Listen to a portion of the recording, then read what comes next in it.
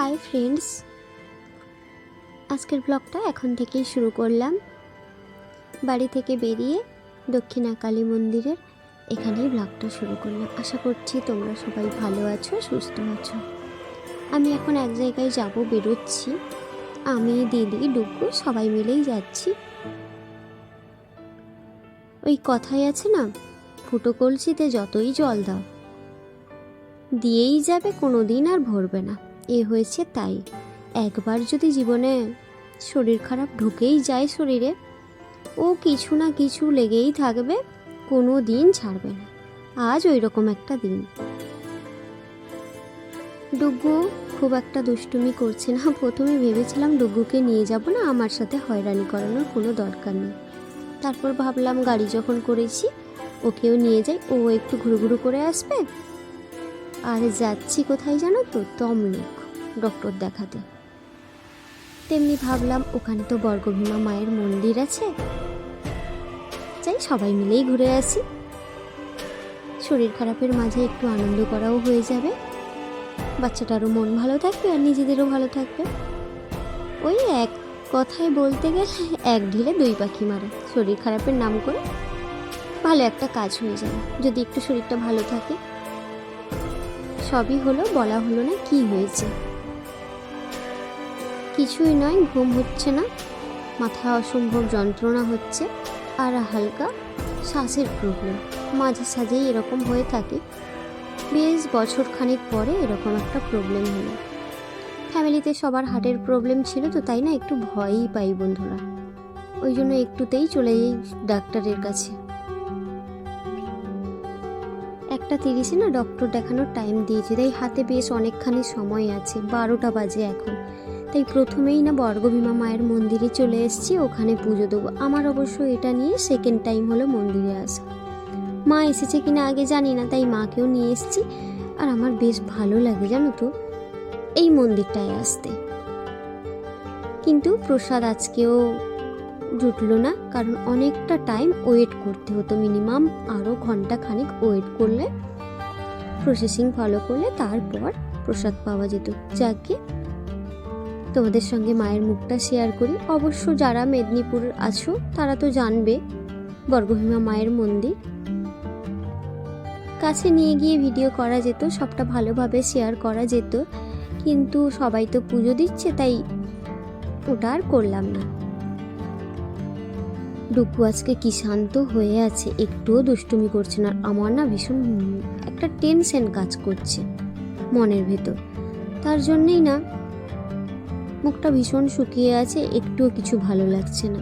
কোনো কাজই শান্তি করতে পারছি না। মায়ের কাছে এসেছি, পুজো দিচ্ছি, তাও মনটা যেন শান্ত হচ্ছে না। ওই যে একটু শরীর খারাপ হলেই না টেনশন হয়। মন্দিরটা না বেশ অনেকখানি জায়গা নিয়ে, প্রাঙ্গণটা অনেক বড়, বেশ বসা যায় শান্তভাবে। অবশ্য মন্দিরের পেছনের দিকটা আমরা আর যাইনি, ওই সামনের দিকটাই একটু ঘুরেছি। ওই গাছটায় প্রণাম করেছি যেখানে মান্নত করা যায়। এখন যাচ্ছি ঘন্টা বাজাতে। প্রথমেই ঘন্টা না বাজিয়ে পুজো দিয়ে দিয়েছি। ওই যে হাইট কম হলে না একটাই সমস্যা, আমি আবার বিশাল লম্বা মানুষও, তাই আবার আমার ঘন্টায় হাত যায় না। তাই একটা কাণ্ডও হয়েছিল, ওই কাণ্ডটা ভাবলাম তোমাদের সঙ্গে শেয়ার করি। আমার মা কিন্তু খুব একটা খারাপ ক্যামেরাম্যান নয়, দেখেছো তো, যেখানেই যাই এই কাণ্ড কারখানা আমরা করতে থাকি। 2 বোন। আচ্ছা তোমরা কারা কারা 2 বোন এরকম করো বলো তো, আমাকে কিন্তু প্লিজ কমেন্টে জানিও। হ্যাঁ, দিদি আমায় কোলে তুলছে, কোলে তুলে ঘন্টা বাজা, আমি আবার জাম্প করতে পারছি না, কি জ্বালা। জাম্প করতে ভুলে গেছি। ওই মুহূর্তে দিদি যখন বলছে তুই জাম্প কর, আমি কিভাবে জাম্প করব ওটাই দাঁড়িয়ে ভাবছি। তাই বাধ্যগত দিদি আমাকে কোলে তুললো, আর ওখানে সবাই হেসে গড়াগড়ি খাচ্ছে। সবাই একটা কথাই জিজ্ঞাসা করছে, মা মেয়ে না 2 বোন। এটাই সবার বুঝতে সমস্যা হচ্ছিল। আমার আবার বেশ ভালো লাগে এই জিনিসগুলো। এই দিদুন তো, দিদুন বলো আন্টি বলো, উনি আবার খুব তারিফ করলেন 2 বোনের, যে তোমরা দুজনের এত সুন্দর মিষ্টি বন্ধুত্ব। যাকে সব কিছু হলো, এখানে এসে এখানে মনে হলো যে বলি দেওয়া হয় কোনো এক সময় পুজো হলে, আমি তো ঠিক জানি না। এখানে সবাই সিঁদুর দিয়ে পুজো দিচ্ছে, তাই আমিও এটা করলাম। দিদিকে একটু পরিয়ে দিলাম, মা তো পরবে না, নিজে একটু লাগিয়ে নিলাম। যাকে ডাক্তার দেখানোর আগে পুজোটা ভালোভাবে দেওয়া হলো। এখন আবার ডাক্তার দেখানোর পালা হয়ে গেছে। এখানে প্রায় না আমরা ঘন্টাখানিক ছিলাম, এখন 1টা বেজে গেছে। চলো এবার যাই। Our hearts beat to the city streets. We began to feel the fire.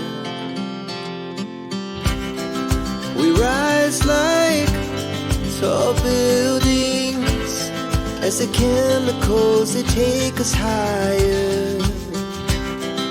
The night's young and it's just begun. বাড়িতে তো ভাত রান্না করেছিলাম, আমার যদি রিপোর্ট করতে হয় খালি পেটে, তার জন্য আমি খাইনি, ডুগুকে খাইয়ে নিয়ে এসেছিলাম।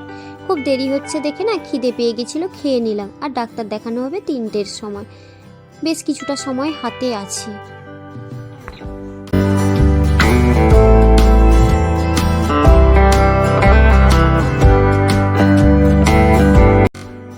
ডাক্তার দেখে এখন বাজে সন্ধ্যে 7টা। আবার বৃষ্টি হচ্ছে এদিকে নন্দকুমারের দিকটা। তো এখন বাড়ি ফিরে এসেছি। ডাক্তারবাবু যেটা বললো সে কথাতে আমি মোটেও স্যাটিসফাই নই। রিপোর্ট নর্মাল ঠিক আছে, কিন্তু ডাক্তারবাবু রিজন যেটা বললো আমার একদম ভালো লাগলো না কথাটা শুনে। এসে বাড়িতে চিকেন বসালাম। চিকেন আমি বের করে নিচেই ডিপ ফ্রিজ থেকে রেখে দিয়েছিলাম, রাতে এলে রান্না করব বলে। সকালে তো আর এত কিছু রান্না করে রেখে যাওয়া যায় না, অনেক সকালেই উঠে বেরানো হয়েছিল। তারপর মাছগুলোকে খেতে দিলাম। দিনের শেষে বলতে গেলে এদেরকে যদি খেতে না দিয়ে এদের সাথে একটু গল্প না করি না ভালো লাগে না, এরা অপেক্ষা করে থাকে। তো আর আমারও বেশ ভালো লাগে। আর ডুব্বুর না খুব ভালো লাগে। ডুব্বু এদের সাথে না সারা দিন দুষ্টুমি করতে থাকে বাইরে থেকে। এদেরকে সকালে উঠে বলবে গুড মর্নিং, আবার যাওয়ার সময় স্কুল বলেও যায় যে আমি এখন স্কুল যাচ্ছি, গপুকে আর মাছদেরকে। ও আবার প্রচুর ভালোবাসে। ও আবার একদিন কি কাণ্ড করেছিল জানো, ওই যে খাবারের কৌটোটা উপরে তুলে রাখলাম ওদের, তো ওটাকে খুলে ও কিন্তু বেশি করে দিয়ে দিয়েছিল, আমাকে ডবল কাজ করিয়েছিল। ও ভেবেছে ওদের খিদে পেয়েছে, কিন্তু ওদের খিদে হিসেবে যেটুকু দেওয়ার কথা ও হাফ কৌটো ঢেলে দিয়েছিল। একটু যদি 19-20 হয়ে যেত আমি দেখতাম না, তাহলে কিন্তু ওপরে চলে যেত সবাই। যাকে এটা কিন্তু একটা জিনিস ভালো যে বাচ্চা বুঝছে যে না ওদেরকেও খেতে দিতে হবে, মাই কাজটা করে।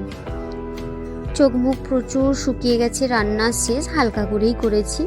দেখেই অসুস্থ লাগছে আমায়, বুঝতেই পারছো। টাটা, নেক্সট ব্লগে তোমাদের সঙ্গে দেখা করছে। আশা করছি তোমাদের ব্লগটা ভালো লাগলো। টাটা।